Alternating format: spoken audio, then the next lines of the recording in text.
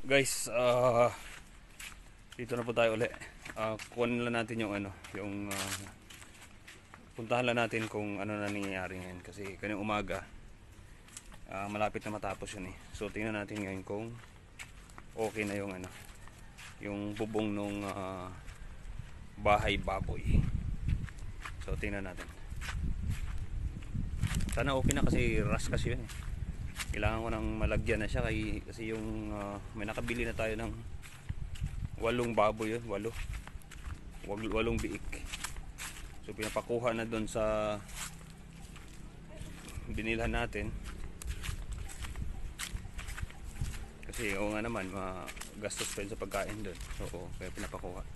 So ito na pala tapos na pala yung tapos na pala yung pinakabubong.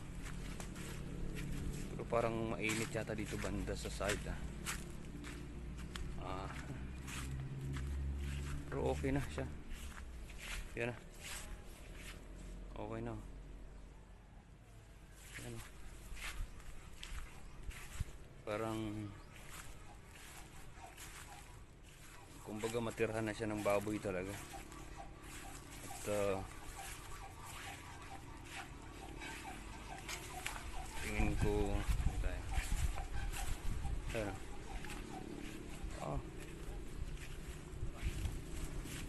So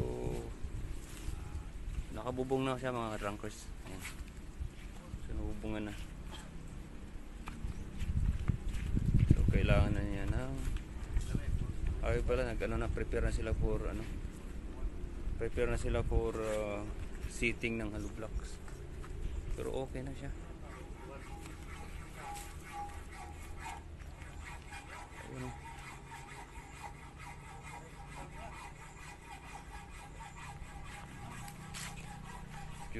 Okay na.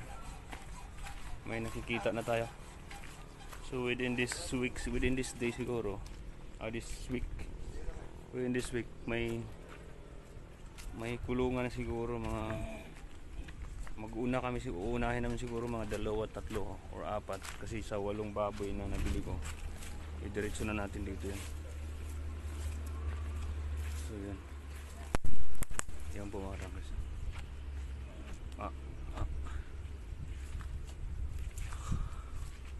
Yun. Okay yung bubong nito. So para siyang sabungan So pwede.